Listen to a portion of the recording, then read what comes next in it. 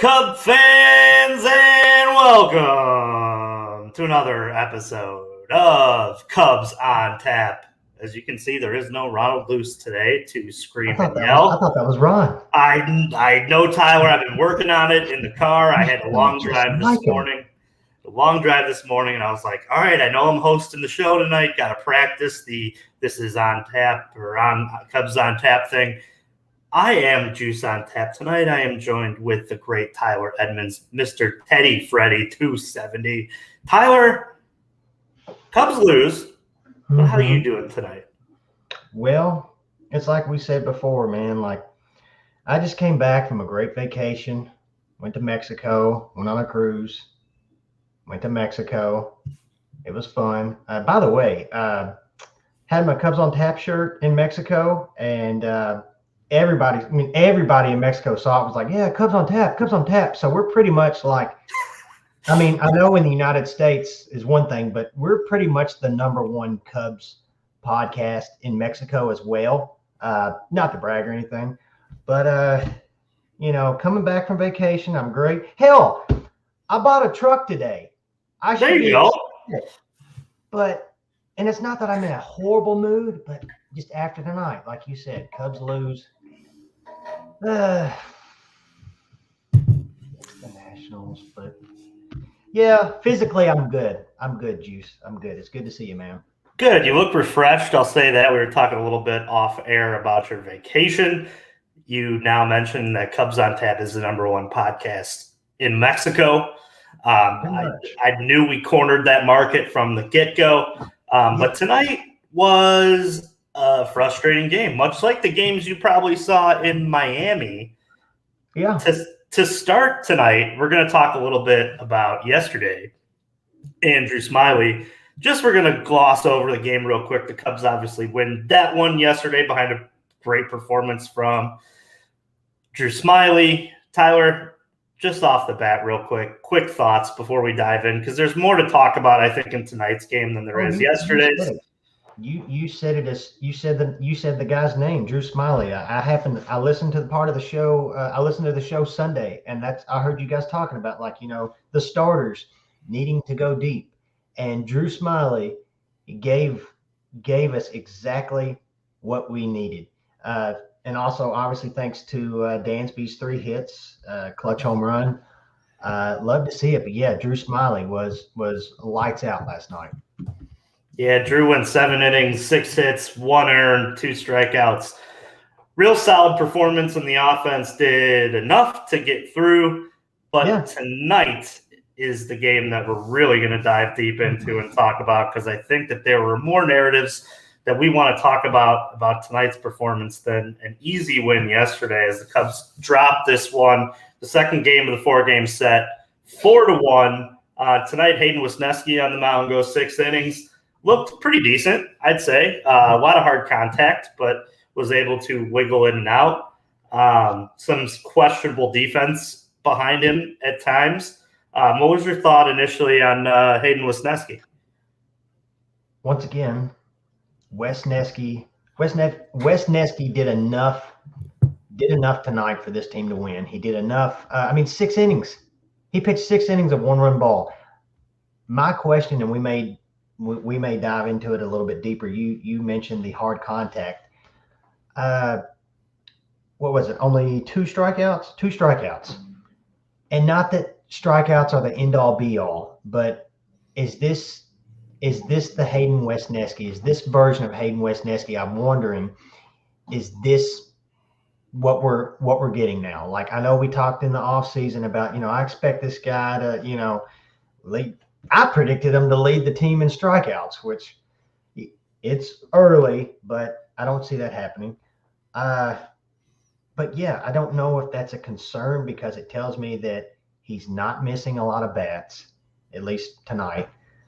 He did have a performance, what was it, a few games ago? He did have 7 strikeouts, but, like, I don't know. Once again, tonight, 6 innings, 1-run ball. But the hard contact, the low strikeout numbers, it makes me wonder. It makes me maybe just a little concerned, maybe. But overall tonight, like I said, he did enough for us to win tonight.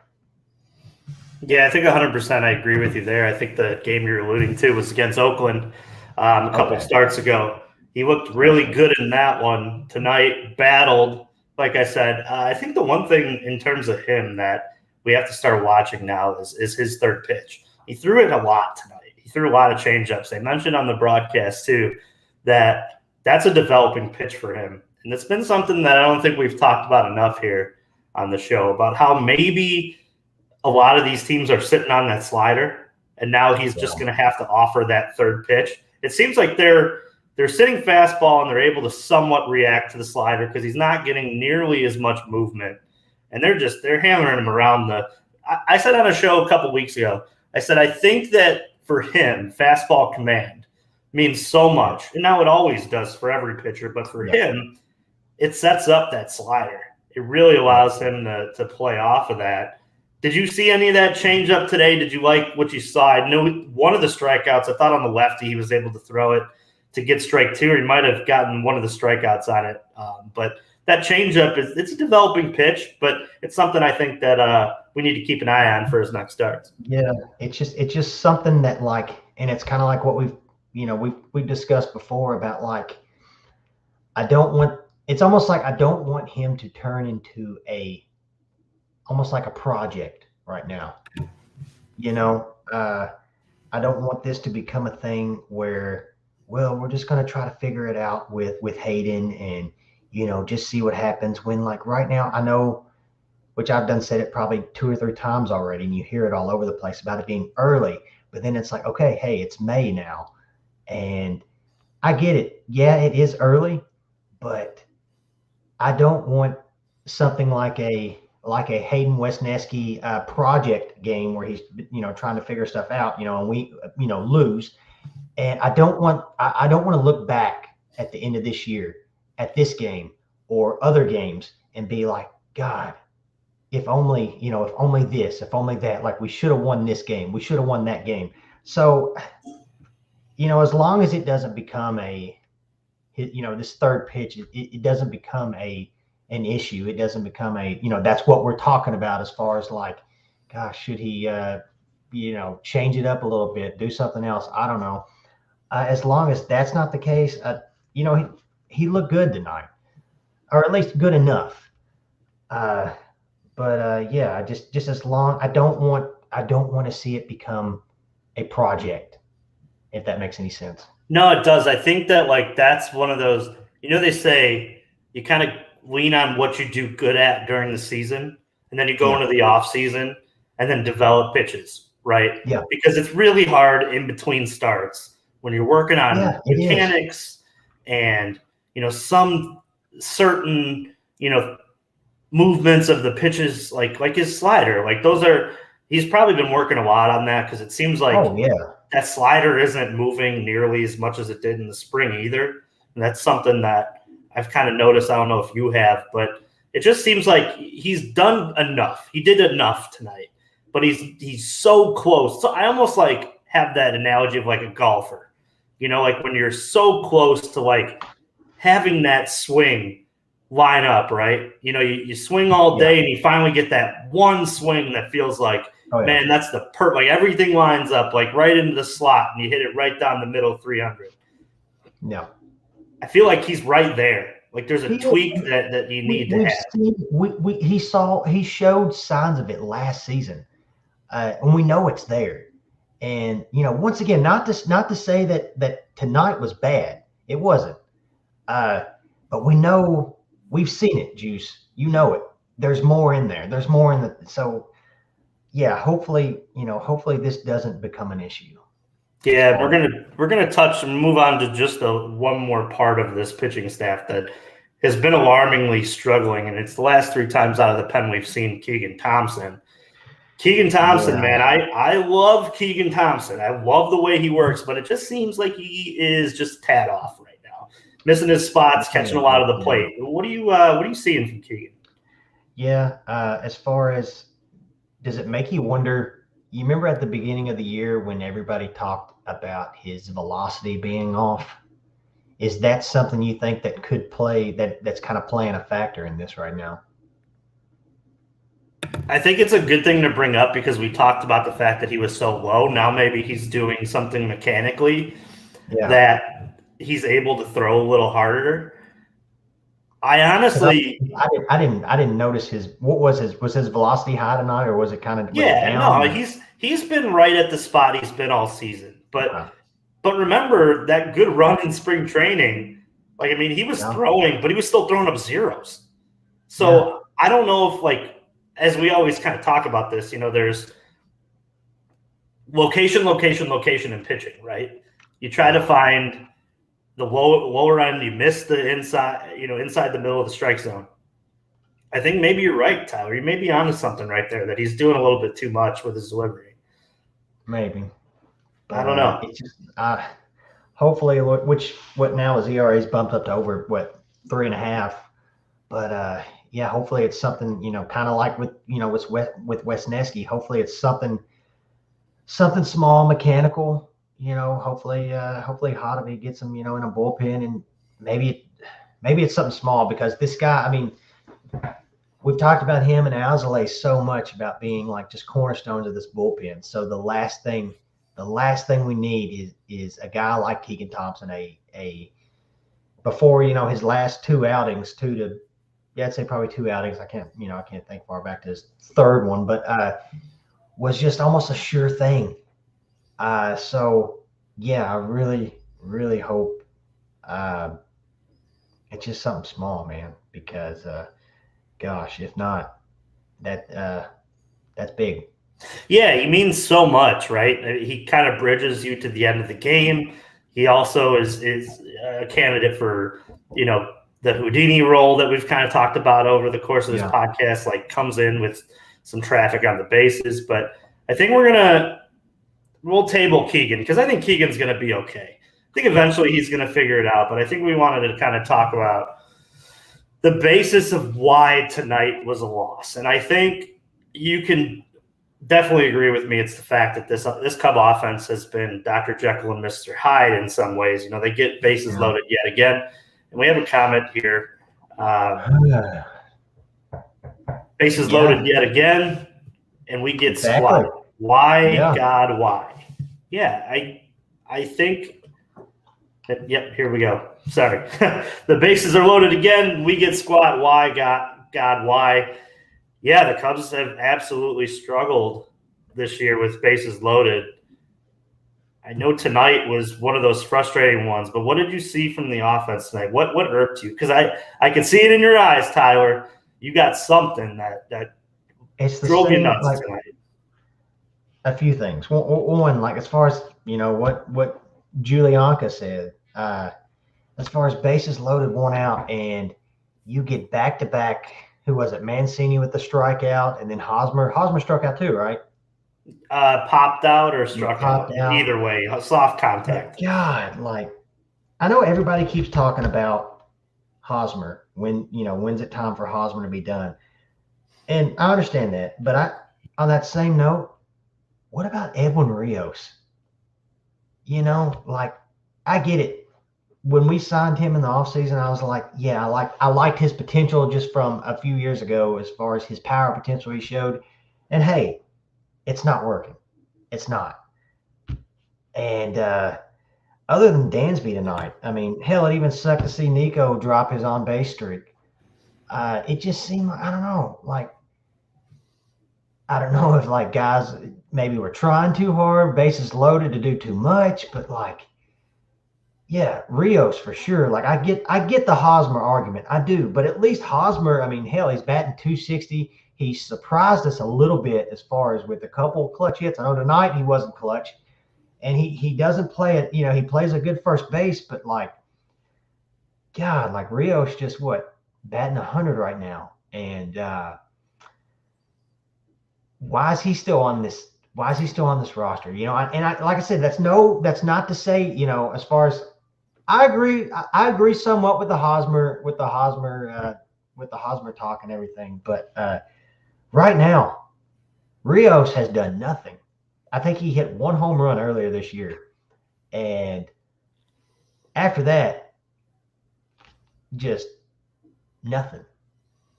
Yeah, too. I think that, like, at least for him, what is the point of him on this roster if you're not going to play him? It feels like in a lot of ways that Ross is like afraid to play him. There's a few guys that, we can go up and down this roster and talk about. They finally let go of Torrens, and that kind of has bit them because they could use the extra catcher right now with Jan Gomes. But here nor there. I mean, a lot of things don't really matter at that point. They'll replace with a Miguel Amaya, who comes up, and hopefully we get to see his Major League debut maybe tomorrow.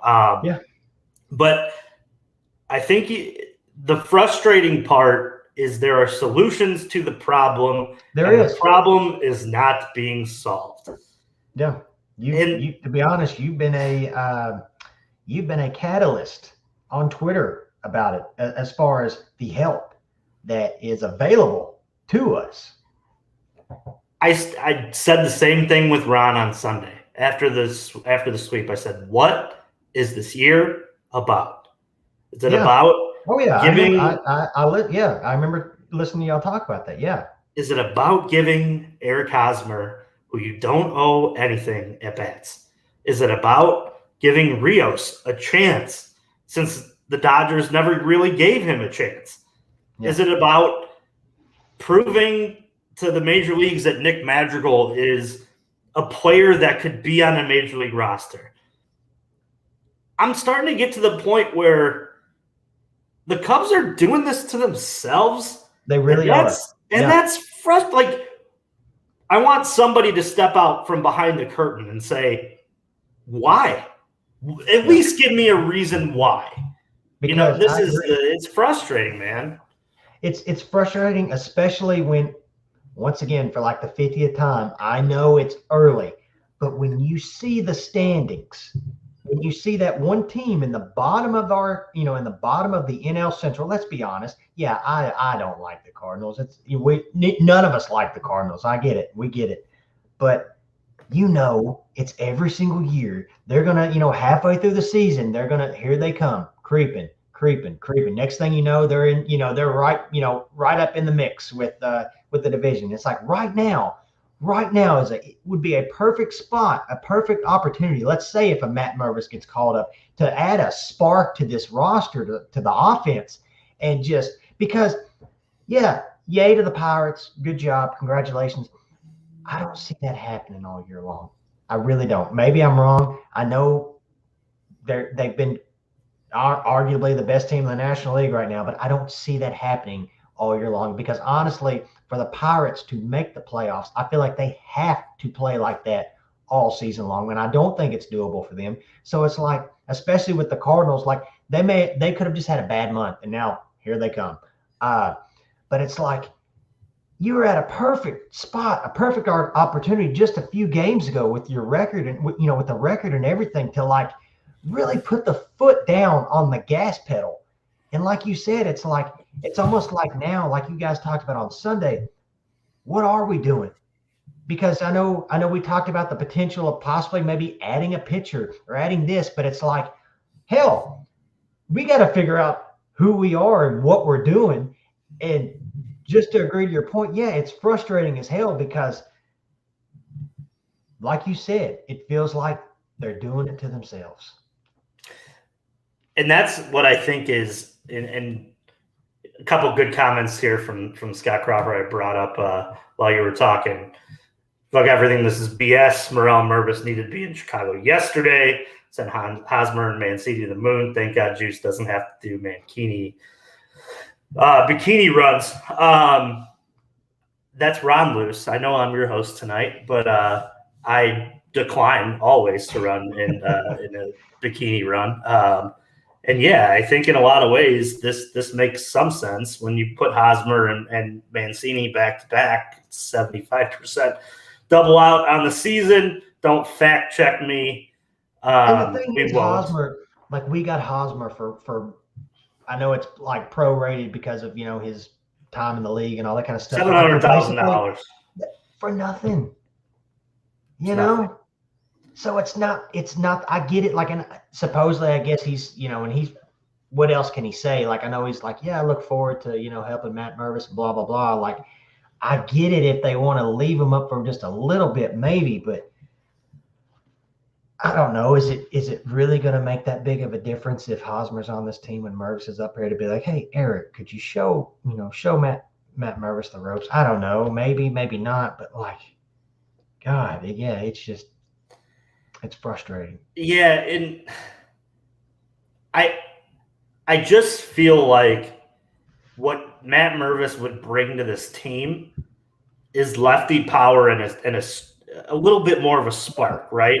That almost like announces to your dugout that you're going for it, man. Yeah. You're which puts, it puts a boost into the chemistry, like, when he gets called up. Yeah. It's a boost of confidence. And then when your front office shows everybody else, hey, we're going for it. And this is we're proving it right now. But let's throw up Matt Mervis. Hell, let's bring up Christopher Morel.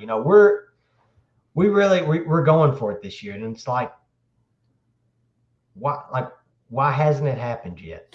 And two, you know what I'm worried about, Tyler? I'm worried that they're going to call them up and then they're not going to be playing their best baseball. They are both playing their best baseball right now.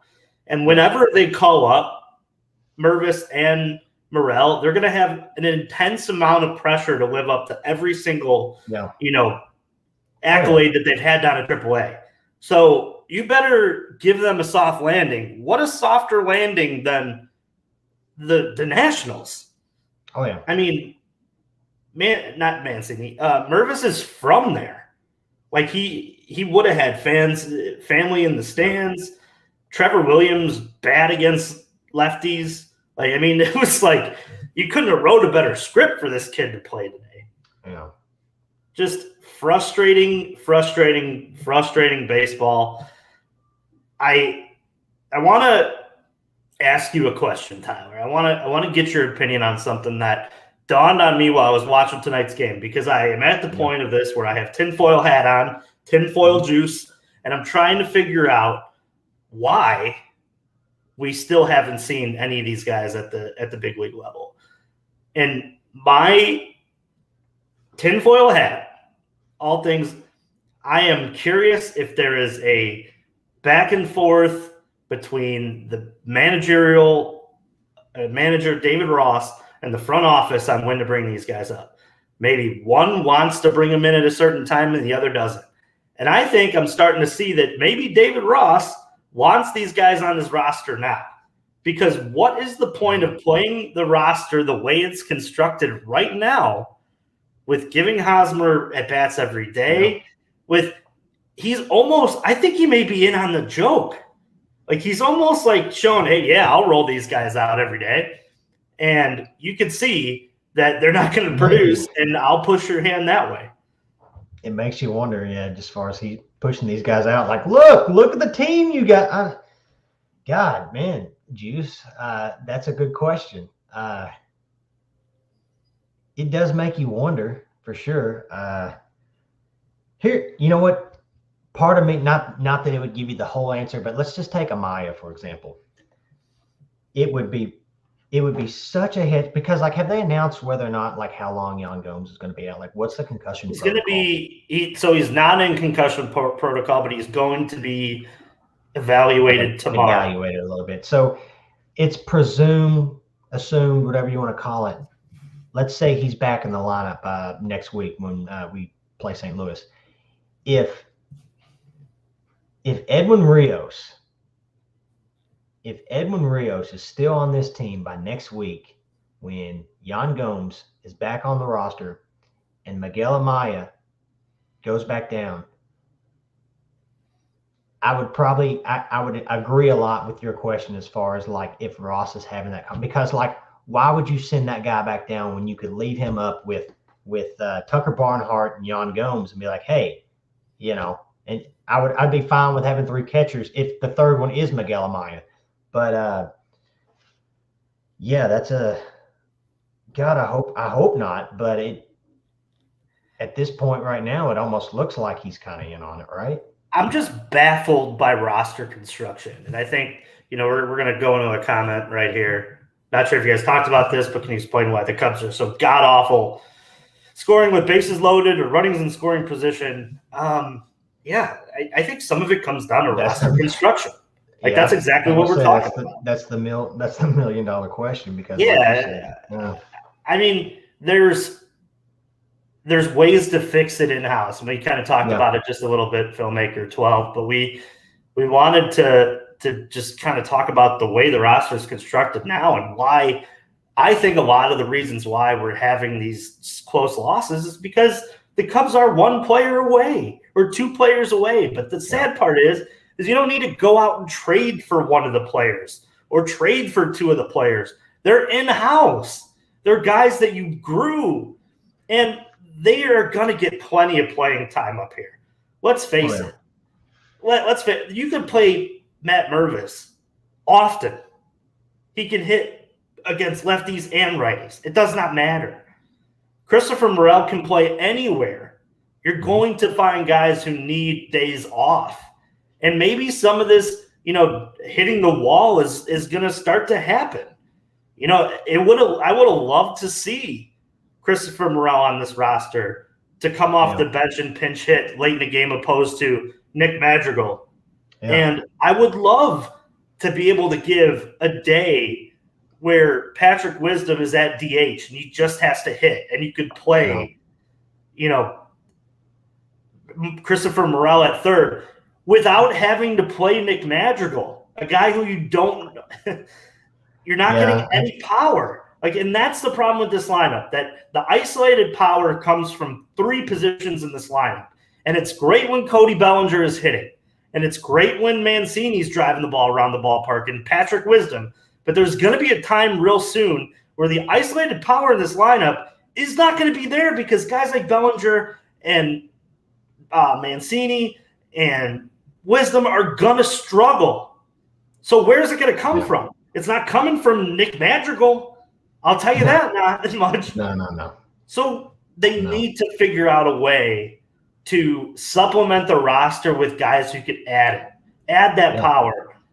Ball go far, team go far, right? We've talked about You're exactly right. If you can pitch and hit home runs, right? If you can pitch and hit home runs, everything's going to be okay. But the problem is that the Cubs have 3 consistent home run hitters in this lineup, and they could have 5 if you realistically look at it. That's what's so frustrating. The lineup construction doesn't make sense. You could have 5, and at the end of the day, worst case scenario, he just let Mervis, for example. Worst case scenario, what's the worst that could happen with Mervis? He does the same thing as Hosmer, which he's a young player. Give him the at bats. But yeah, it's just and to be honest, like with Mancini, for example, I think we're seeing that struggle with Mancini right now. God, I just hope Bellinger keeps doing what he's doing. Props to him, by the way. Here, the past few games been on fire, but Tony, it all boils back to what you said at the beginning. Like it's just like they're doing it to themselves.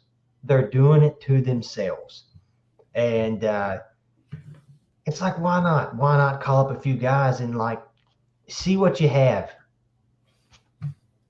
Give it a chance.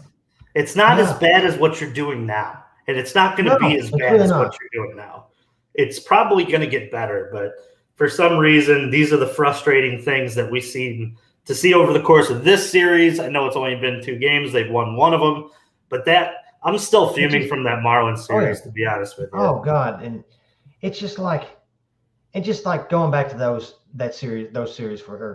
whole series, for example. Same thing with the offense. It's just like so many situations where they could have done something and just kicked themselves in the nuts, really. So many missed opportunities.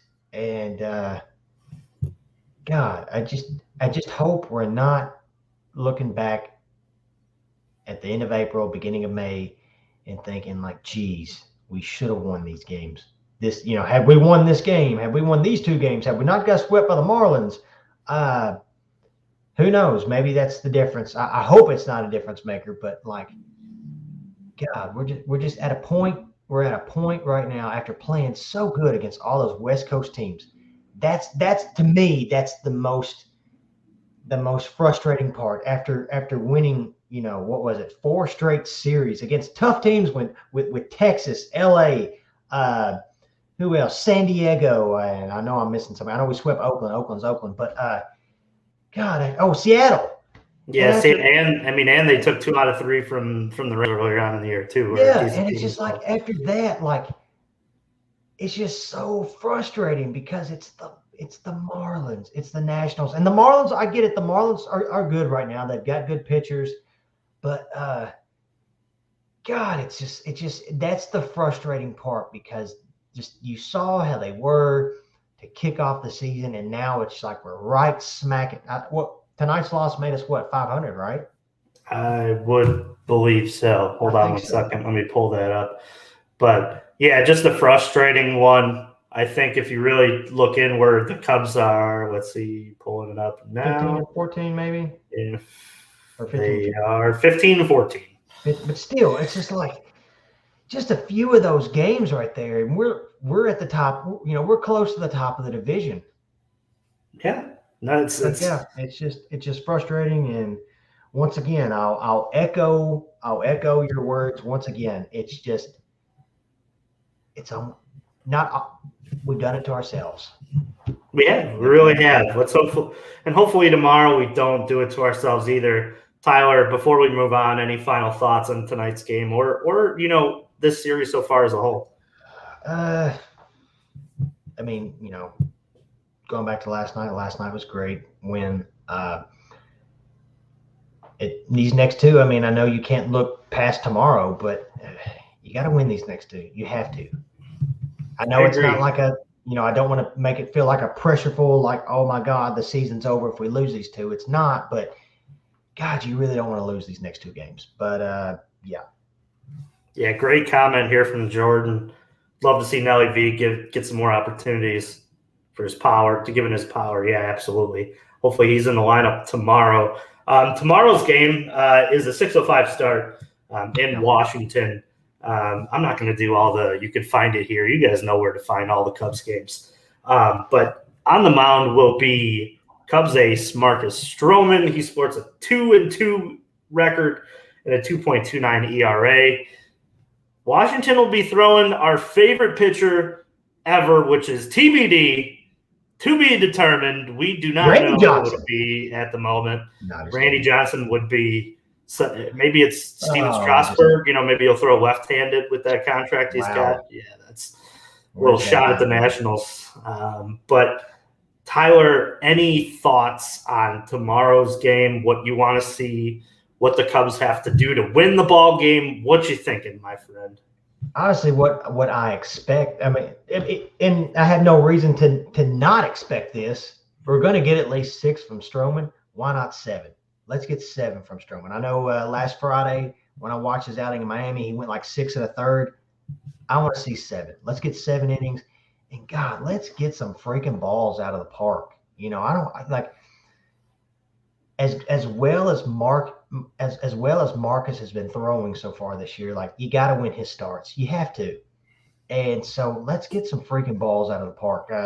TBD. I don't know him. Hopefully he hangs a few. But yeah, man, I hope this is just like a slobber knocker of just a slugfest.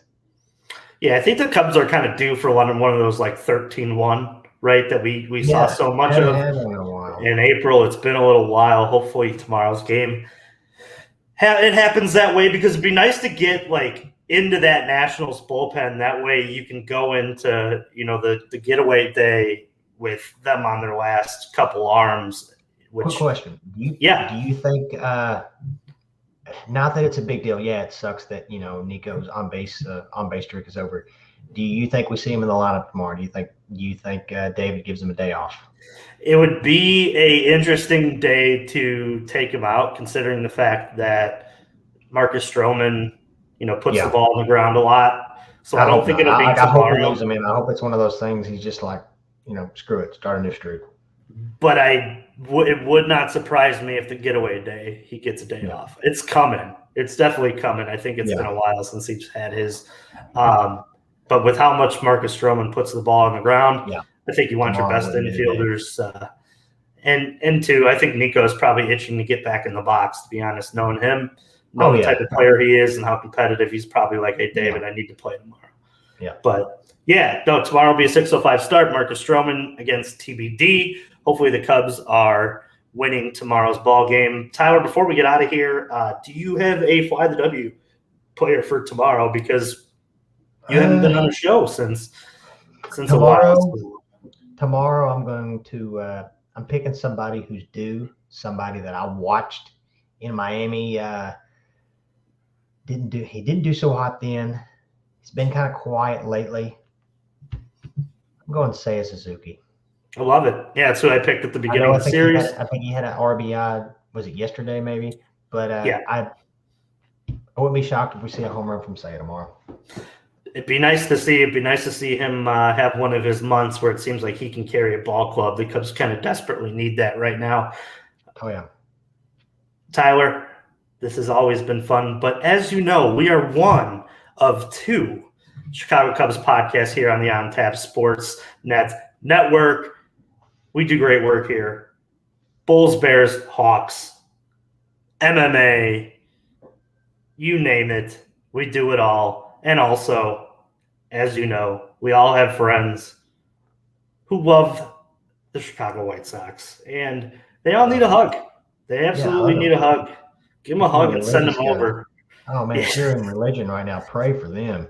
It's so much, right? Sorry, guys. They've been an absolute struggle. Send them over to the Sox on Tap guys. They do a great job, do great work.